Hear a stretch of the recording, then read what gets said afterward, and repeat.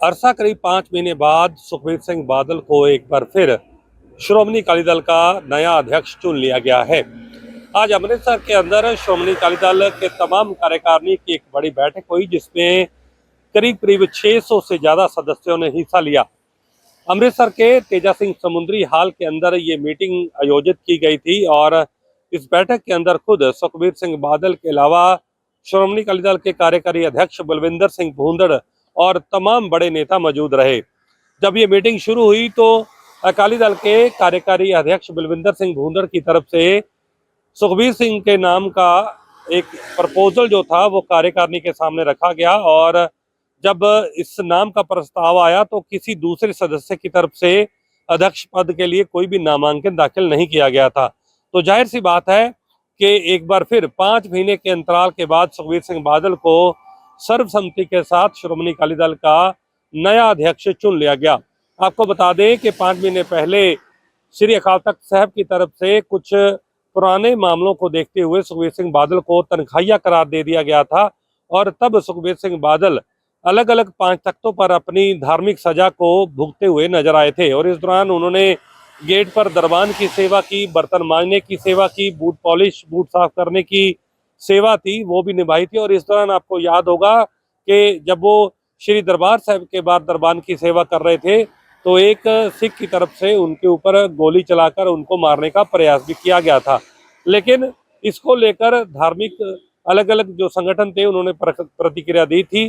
श्रोमणी अकाली दल के अंदर लगातार बगावत की लहर भी है, लेकिन उस बगावती सुरों के बीच श्रोमणी अकाली दल ने एक बार फिर से अपना जो पूरी पार्टी की बागडोर है वो सुखबीर सिंह बादल यानी कि बादल परिवार के हाथ में दे दी है। अब देखना होगा कि अब आने वाले समय के अंदर जब तलवंडी साबों में पार्टी की सबसे बड़ी कॉन्फ्रेंस होगी तो कितनी बड़ी संख्या के अंदर सुखबीर सिंह बादल को हमायत करने वहां पर लोग पहुंचते हैं। कैमरा में निशान के साथ मैं नवदीप छाबड़ा, JK 24/7 न्यूज, चंडीगढ़। नमस्कार, आप देख रहे हैं हमारा खास कार्यक्रम सिटी रिपोर्टर और मैं हूं धनराज गर्ग, राजधानी देहरादून से। और बात करेंगे उत्तराखंड के मौसम की, क्योंकि उत्तराखंड का मौसम लगातार बदलता हुआ नज़र आ रहा है, जिससे कहीं ना कहीं भारी नुकसान उत्तराखंड में देखने को मिल रहा है। क्योंकि मौसम विभाग की तरफ से चेतावनी जारी की गई थी, एक पूर्वानुमान जारी किया गया था और साफ तौर पर मौसम निदेशक विक्रम सिंह के द्वारा कहा गया था कि 9 तारीख से लेकर 12 तारीख तक उत्तराखंड के जो पहाड़ी क्षेत्र हैं उनमें भारी बारिश और हल्की फुल्की बर्फबारी भी देखने को मिल सकती है। और मैदानी क्षेत्रों में बारिश का अनुमान मौसम विभाग की तरफ से जताया गया था, और जो कहीं ना कहीं सच साबित होता हुआ नजर आया। क्योंकि मौसम विभाग की जो भविष्यवाणी है वो कहीं ना कहीं सच साबित हुई है। क्योंकि पिछले 2 दिनों से लगातार उत्तराखंड के जो पहाड़ी क्षेत्र है वहाँ पर ओलावृष्टि और ऊंचाई वाले जो क्षेत्र है वहाँ पर बर्फबारी देखने को मिली है। उसके साथ ही मैदानी क्षेत्रों में भी कहीं ना कहीं बारिश लगातार देखने को मिली है, जिससे कई जगहों पर जल भराव की भी स्थिति बनी हुई है। यानी कहा जा सकता है कि कहीं ना कहीं मानसून आने से पहले ही उत्तराखंड के अंदर जो बारिश है उसका सिलसिला शुरू हो चुका है। और एक पोल कहीं ना कहीं नगर निगम की भी खुलती हुई नजर आ रही है। क्योंकि लगातार हमने देखा कि जब 2 दिन लगातार उत्तराखंड के तमाम क्षेत्रों में बारिश हुई है तो उससे कहीं ना कहीं जो नदियों का पानी है या फिर कहा जाए जो नालों का पानी है वो सड़कों पर बहता हुआ नजर आया, और जिससे कहीं ना कहीं काफ़ी नुकसान लोगों को उठाना पड़ा। और इसी के साथ देखिएगा कि जो पहाड़ी क्षेत्रों में फसलें हैं उसमें भी कहीं ना कहीं नुकसान हुआ है। क्योंकि आलू की फसल की यदि हम यहाँ पर खासकर बात करें तो कहीं ना कहीं किसानों को उसमें भी नुकसान उठाना पड़ा है। तो इस तरीके से कहा जा सकता है कि मौसम का जो मिजाज है वो लगातार बदला हुआ नजर आ रहा है। लेकिन मौसम विभाग की तरफ से कहा गया है कि आज 12 तारीख को भी उत्तराखंड के जो पहाड़ी क्षेत्र हैं वहाँ पर भी बारिश देखने को मिलेगी, और मैदानी क्षेत्रों में भी बारिश और ठंडी हवाएं देखने को मिल सकती हैं। लेकिन कल से कहीं ना कहीं मौसम शुष्क और साफ रहने की उम्मीद मौसम विभाग की तरफ से जताई गई है। कैमरामैन वीरेंद्र थपलियाल के साथ Dhanraj Garg, JK 24/7 news, Dehradun.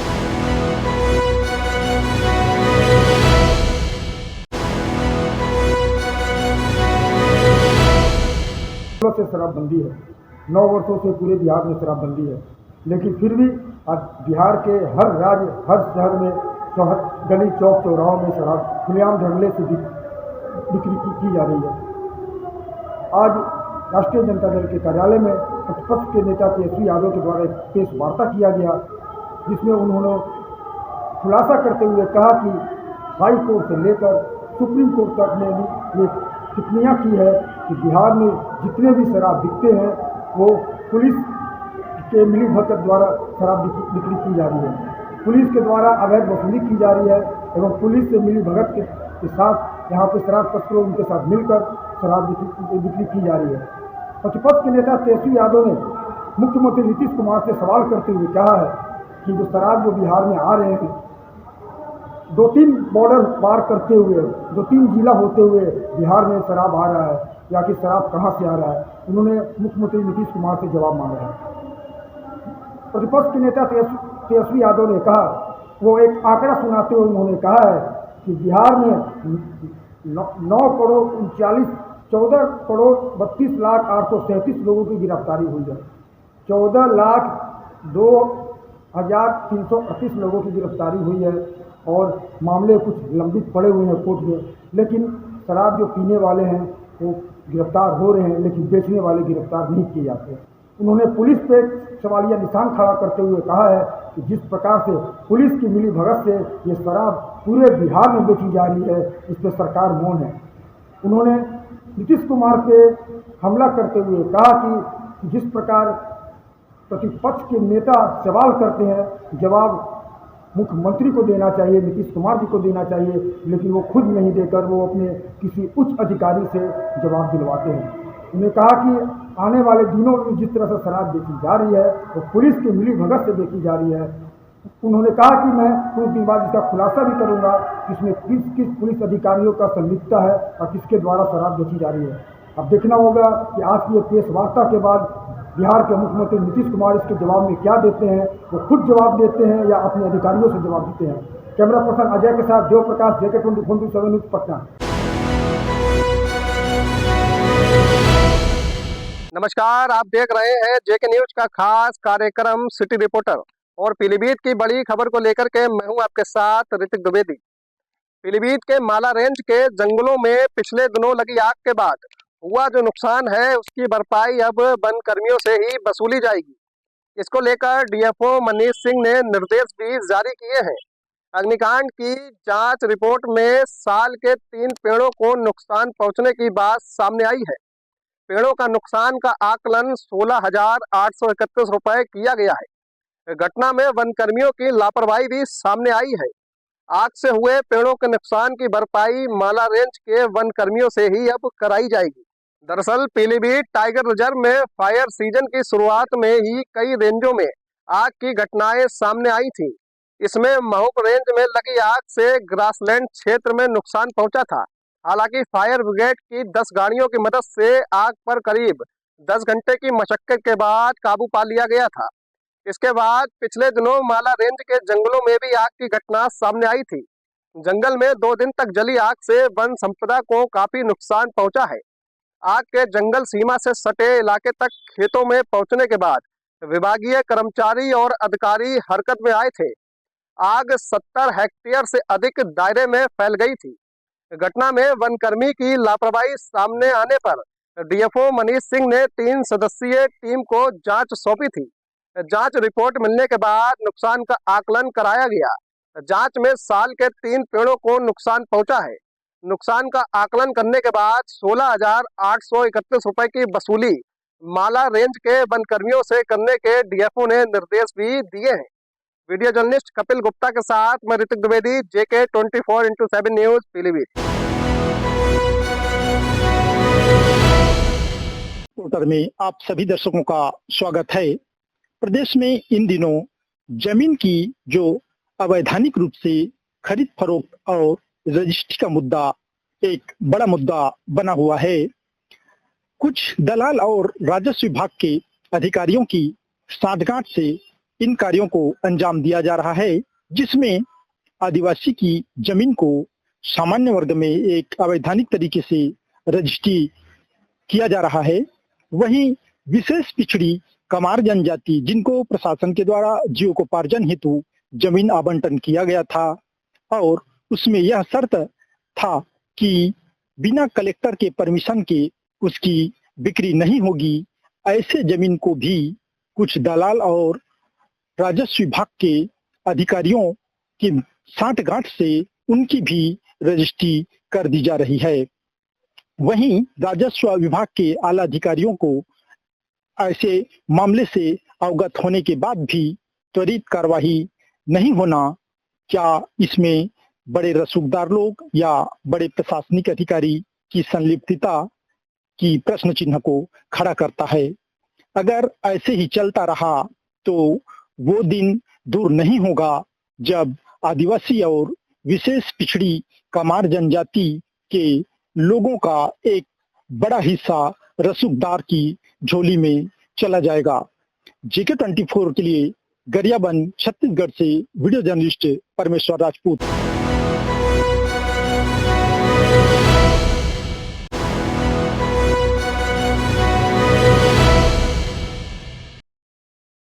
Bharatiya Janata party असमंजस की स्थिति में है, क्योंकि अभी राष्ट्रीय अध्यक्ष पार्टी का नहीं चुना गया है।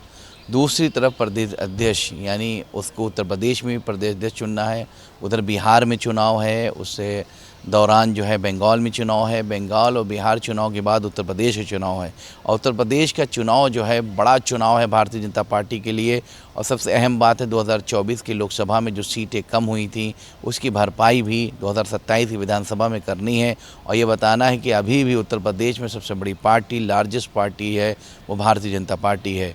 मगर सबसे अहम सवाल यहाँ पर उठता है कि इतनी विलम्ब, इतनी देरी क्यों हो रही है प्रदेश अध्यक्ष बनाने की। बात ये हो रही है कि बहुत से लोग ये कह रहे हैं कि ओबीसी चेहरा जो है वो प्रदेश अध्यक्ष हो सकता है। कुछ लोग ये कह रहे हैं, प्रबल दावेदारी जो है वो स्वतंत्र देव सिंह की है, जो जल शक्ति मंत्री हैं, सिंचाई मंत्री हैं इस वक्त उत्तर प्रदेश में। उनको योगी आदित्यनाथ पुनः जो है प्रदेश अध्यक्ष बनाना चाहते हैं, क्योंकि इससे पूर्व में वही प्रदेश अध्यक्ष थे। और भूपेंद्र सिंह चौधरी के कार्यकाल को इतना जो है खींचा क्यों जा रहा है। ख़ासतौर पे केंद्र नेतृत्व ये चाहता है कि उसकी मर्ज़ी और उसकी माफ़ी का कोई प्रदेश अध्यक्ष बन जाए, जिसमें योगी आदित्यनाथ जो की दावेदारी पीछे हट जाए। और ख़ासतौर पे जो एक कयासबाजी और गुटबाजी भारतीय जनता पार्टी में बताई जा रही है वो भी उजागर होती हुई नज़र आ रही है कि केंद्र किसी और को प्रदेश अध्यक्ष बनाना चाहता है। केंद्र नेतृत्व और प्रदेश नेतृत्व यानी योगी आदित्यनाथ जो मुख्यमंत्री हैं वो प्रदेश अध्यक्ष किसी और को बनाना चाहते हैं। और स्वतंत्र देव सिंह जो है पहली पसंद है योगी आदित्यनाथ की, उनका नाम सबसे ऊपर जा रहा है। सबसे अहम चीज़ BL वर्मा का भी नाम चल रहा है, जो केंद्र चाह रहा है BL वर्मा बन जाए। वहीं पे अगर दलित चेहरों की बात करें तो कौशल किशोर की भी दावेदारी है, मगर कौशल किशोर की इतनी मजबूत दावेदारी प्रदेश अध्यक्ष के लिए नहीं है। मगर वो भी और उनकी टीम और ख़ास तौर पे वो कहीं ना कहीं अपनी दावेदारी ठोक रहे हैं कि दलित इस वक्त प्रदेश अध्यक्ष उत्तर प्रदेश में हो जाए तो 2024 में जो दलित vote bank Bharatiya Janata party से कट के समाजवादी पार्टी की तरफ गया था वो पुनः वापस आ जाएगा। इसलिए दलित प्रदेश अध्यक्ष बनाने की भी बात पार्टी में चल रही है। अब देखने वाली बात है कि ओबीसी चेहरा पे ही भारतीय जनता पार्टी दांव खेलेगी कि दलित प्रदेश अध्यक्ष होगा।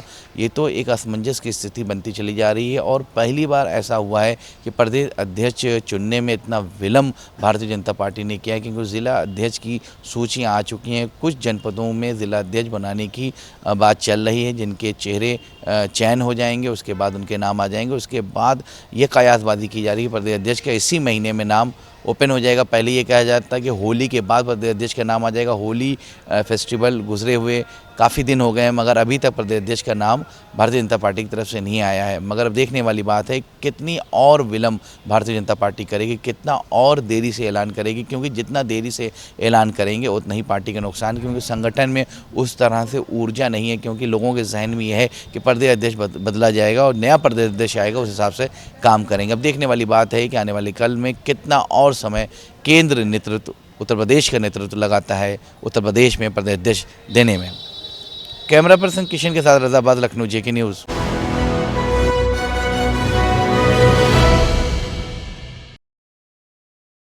बीते दिन बिजली गिरने से उत्तर प्रदेश के तमाम शहर ऐसे रहे जहां पर भारी नुकसान देखने को मिला, जिसके बाद से उत्तर प्रदेश के मुख्यमंत्री योगी आदित्यनाथ ने तत्काल रूप से उन लोगों को राहत देने का काम किया।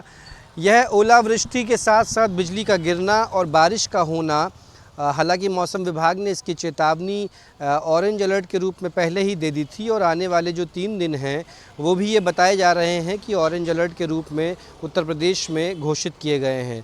उत्तर प्रदेश में तमाम वो तटीय इलाके हैं जहां पर लगातार बारिश होने की वजह से और बिजली गिरने की वजह से किसानों को बहुत नुकसान हुआ है।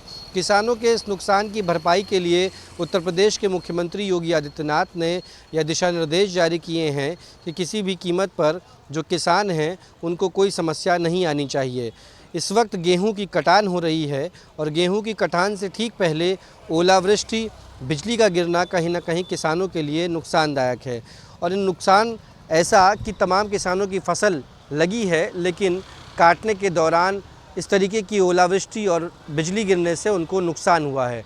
उत्तर प्रदेश के मुख्यमंत्री योगी आदित्यनाथ के सख्त निर्देश हैं कि जो नुकसान हुआ है उसकी भरपाई की जाएगी और जो नुकसान है उसका आर्थिक तौर पर विश्लेषण किया जाए। जिस भी किसान का जितना नुकसान हो उसकी भरपाई सरकार के द्वारा की जाए। साथ ही साथ जो तटीय इलाके हैं वहाँ एनडीआरएफ की टीम तैनात की गई है। जो नदी के किनारे के इलाके हैं वो खाली करने के दिशा निर्देश जारी किए गए हैं और साथ ही साथ प्रदेश के मुख्यमंत्री ने उन सभी जगहों पर राहत सामग्री पहुंचाने की भी बात कही है। आपको बता दें कि उत्तर प्रदेश के तमाम पूर्वी पट्टी जो है वो ऑरेंज अलर्ट में है, यानी कि तरबगंज, करनैलगंज, गोंडा, बहराइच, बस्ती, इस तरफ की जो पट्टी है वो पूरी तरीके से ऑरेंज अलर्ट पर है। और मौसम विभाग ने कहा है कि आने वाले 3 दिन तेज़ आंधी के साथ साथ बारिश और यह भी कहा जा रहा है कि ओलावृष्टि भी हो सकती है। इन तमाम मामलों को देखते हुए मौसम विभाग तो अलर्ट घोषित कर चुका है और सभी को खुले में खेतों में जाने के लिए भी साफ तौर पर मना किया गया है। हालांकि मौसम विभाग का ये अलर्ट 3 दिन के लिए है और आने वाले समय में जो भी सुविधाएं उत्तर प्रदेश के मुख्यमंत्री के द्वारा दी जा सकेंगी वो इन किसानों को और जिनका नुकसान इस ओलावृष्टि से या बिजली गिरने से हुआ है वो पूरा किया जाएगा। वीडियो जर्नलिस्ट किशन के साथ गौरव पांडे, JK 24/7 न्यूज़, लखनऊ।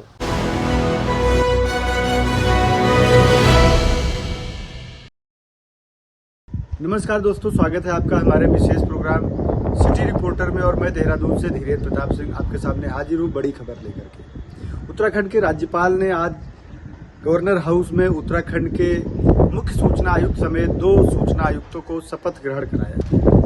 उत्तराखंड सूचना आयोग में लंबे समय से मुख्य सूचना आयुक्त समेत सूचना आयुक्तों के पद खाली चल रहे थे, जिसको सरकार ने लंबी कवायद के बाद अब भर दिया है। उत्तराखंड की मुख्य सचिव रही श्रीमती राधा रतूड़ी को उत्तराखंड के नए मुख्य सूचना आयुक्त के तौर पे आज पद एवं गोपनीयता की शपथ राजभवन में राज्यपाल ने दिलाई। उनके साथ दैनिक जागरण के पूर्व संपादक कुशलानंद कोठियाल और इनकम टैक्स से रिटायर्ड अफसर देवेंद्र आर्य को सूचना आयुक्त के रूप में शपथ दिलाई गई।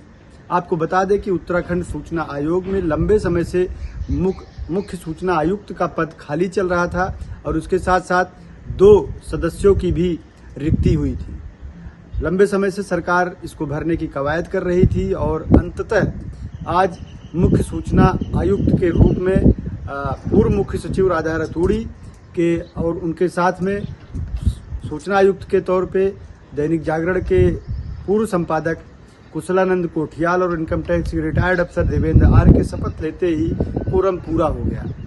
तीनों ही अपने अपने क्षेत्र के ख्यात और विशेषज्ञ माने जाते हैं। एक तरफ जहां राधा रतूड़ी बेहद वरिष्ठ IAS अफसर हैं जिनको राज्य में काम करने का बेहद लंबा अनुभव है, वहीं कुशलानंद कोठियाल एक वरिष्ठ पत्रकार है जिनको उत्तराखंड समेत कई राज्यों में प्रमुख समाचार पत्रों में संपादक के तौर पे काम करने का अनुभव है। जबकि देवेंद्र आर्य इनकम टैक्स में लंबे समय तक सेवा दे करके सेवानिवृत्ति के बाद इस पद पे आए हैं। पूरी उम्मीद है कि इन वैकेंसियों के भरे जाने से उत्तराखंड सूचना आयोग अब अपनी पूरी कार्यक्षमता से काम करेगा, क्योंकि लंबे समय से ये पद रिक्त चल रहे थे जिसकी वजह से सूचना आयोग का काम भी प्रभावित हो रहा था और वहाँ पे RTI की बहुत सारी जो सूचनाएं थी लोगों को नहीं मिल पा रही थी। इन तीनों व्यक्तियों के शपथ ग्रहण के बाद, इनके कार्यभार संभालने के बाद निश्चित रूप से उत्तराखंड सूचना आयोग में एक नया मापदंड स्थापित होगा। कैमरा सहयोगी वीरेंद्र थपलियाल के साथ JK 24/7 के लिए देहरादून से धीरेन्द्र प्रताप सिंह।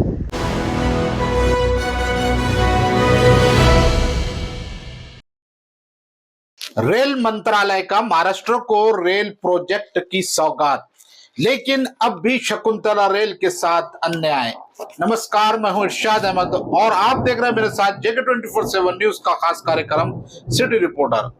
आज बात करते हैं खासतौर से महाराष्ट्र को करोड़ों के रेल प्रोजेक्ट की बड़ी सौगात मिली है। रेल मंत्री अश्विनी वैष्णव ने कई महत्वपूर्ण घोषणाएं की है, जिनका सबसे बड़ा फायदा विदर्भ और मराठवाड़ों को होने जा रहा है। खास बात यह है कि महाराष्ट्र को एक बार फिर से रेल विकास की रफ्तार मिलने वाली है। शुक्रवार 11 अप्रैल को केंद्रीय रेल मंत्री अश्विनी वैष्णव ने Gondia Ballarshah railway line doubling project को कैबिनेट की मंजूरी मिलने की घोषणा की है। इस प्रोजेक्ट की लागत करीब 4,819 करोड़ रुपए है। इसके तहत उत्तर दक्षिण भारत की कनेक्टिविटी को मजबूत किया जाएगा और साथ ही माल वाहन और पर्यटन को भी नई रफ्तार मिलेंगी। महाराष्ट्र को विकास का नया ट्रैक मिलेगा। विदर्भ और मराठवाड़ा जैसे क्षेत्र सीधे तौर पर लाभान्वित होंगे। खासतौर से मुख्यमंत्री देवेंद्र फडणवीस ने रेल मंत्री का आभार जताया और कहा कि इसे विदर्भ को व्यापारिक रूप से बड़ा फायदा होगा। खास कर तेलंगाना और छत्तीसगढ़ के साथ व्यापार में वृद्धि होगी।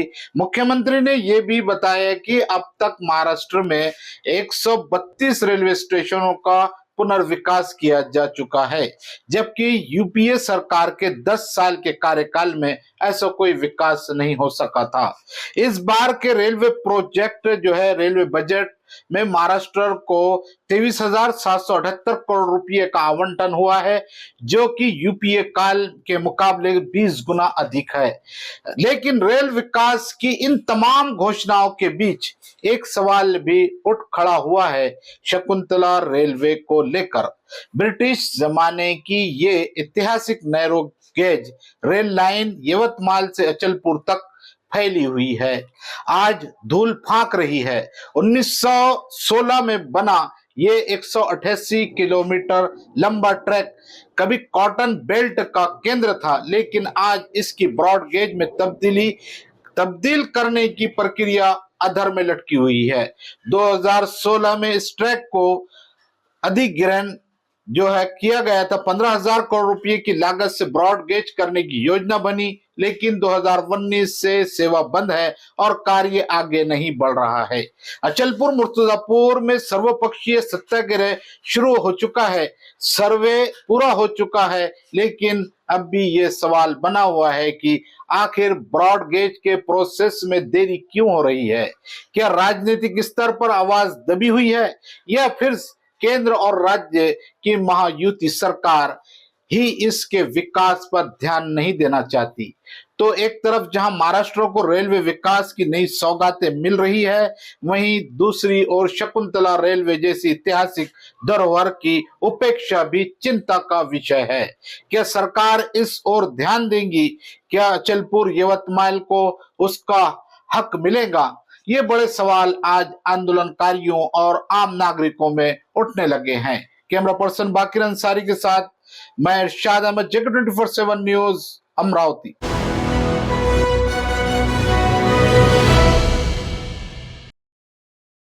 नमस्कार, आप देख रहे हैं जेके 24/7 न्यूज। खबर कर्नाटक की राजधानी बेंगलुरु से वीडियो जर्नलिस्ट हारून रशीद के साथ मैं मोहम्मद नबी। खबर आज एजुकेशन को लेकर है। एक महत्वपूर्ण खबर है कि जो एजुकेशन को लेकर कर्नाटक सरकार ने तकरीबन 208 स्कूलों को इंग्लिश मीडियम में चलाने का फैसला लिया है। जो रियासती कर्नाटक में जो मादरी जबान है, यानी कि कन्नड़ा हो या उर्दू हो, ऐसे स्कूलों में, सरकारी स्कूलों में अब इंग्लिश मीडियम स्कूल चलेगा। क्योंकि कर्नाटक के बहुत सारे जिलों से ऐसी मांग आई थी कि जो मादरी जबान को लेकर सरकारी स्कूलों में इंग्लिश मीडियम भी चले तो बेहतर होता है, क्योंकि इंग्लिश मीडियम स्कूल की बहुत डिमांड हो रही है। दिन ब दिन हर कोई, गरीब हो या किसान हो, गरीब से गरीब इंसान अपने बच्चे को इंग्लिश मीडियम में तालीम दिलाने की ख्वाहिश रखता है। ऐसे प्रपोजल को देखकर कर्नाटक सरकार, जो एजुकेशन मिनिस्टर है, उन्होंने ये फैसला लिया है कि यानी कि रियासत भर में तकरीबन 208 स्कूल अब इंग्लिश मीडियम में चलेंगे। ये खबर जो गरीब मजदूर ऐसे लोगों के लिए बहुत एक खुशखबर है, क्योंकि कर्नाटक सरकार ने एक बहुत बड़ा फैसला लिया है कि रियासत भर में तकरीबन 208 स्कूल अब इंग्लिश मीडियम में चलेंगे। साथ ही साथ मादरी जबान कन्नड़ा हो या उर्दू हो, हिंदी हो, वो भी यहाँ पर सेकंड लैंग्वेज में चलाएंगे, क्योंकि रियासत में अब सरकारी स्कूल में अंग्रेजी तालीम होगी। अब ये देखना होगा कि अब अंग्रेजी मीडियम स्कूल चलाने के लिए सरकार कितना सफल होती है। आने वाले दिनों में इसका रिजल्ट मिलेगा। रियासत में ऐसे जिले हैं जो पिछड़े हैं, यानी कि बैकवर्ड क्लासेस, बहुत सारे इंग्लिश मीडियम स्कूल नहीं रहने की वजह से जो मजदूरी हमाली जो करते हैं, ऐसे उन लोगों के बच्चे आज इंग्लिश मीडियम से महरूम थे।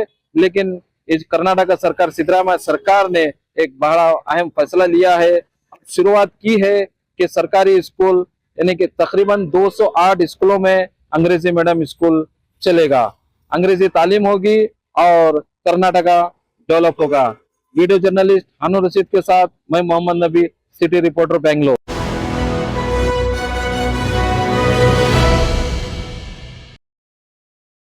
छत्तीसगढ़ में नक्सलियों के खिलाफ बड़े ऑपरेशन लगातार जारी है। इस बीच बीजापुर में फिर एक बार सुरक्षा बलों को बड़ी कामयाबी मिली है। इंद्रावती टाइगर रिजर्व क्षेत्र में सुरक्षा बलों को बड़ी कामयाबी मिली है। इसमें सुरक्षा बल और नक्सलियों के बीच मुठभेड़ हुई है, जिसमें 3 वर्दीधारी नक्सलियों को हमारे सुरक्षा बलों ने मार गिराया है। आपको बता दें कि सीआरपीएफ, डीआरजी और तमाम जो सुरक्षा बल के अधिकारी है, उसको सूचना मिली थी कि जो है इंद्रावती अंतर्गत जंगल के क्षेत्र में नक्सली मूवमेंट कर रहे हैं।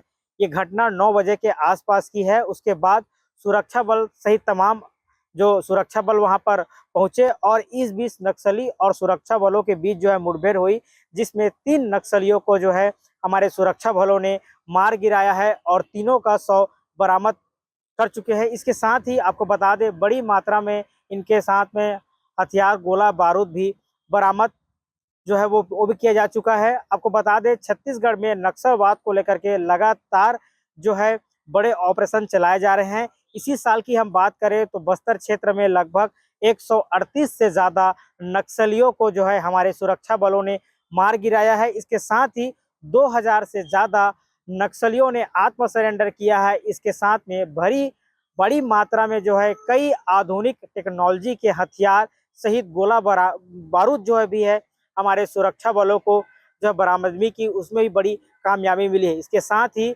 सीधे तौर पर जो है गृह मंत्री अमित शाह का कहना है कि नक्सली जो है सरकार के मुख्य धारा से जुड़े, वरना जो है आपको सीने पे गोली खाना तय है। उन्होंने डेडलाइन दे दिया है कि आने वाले 2026 में किसी तरह से छत्तीसगढ़ से नक्सलवाद खत्म होगा।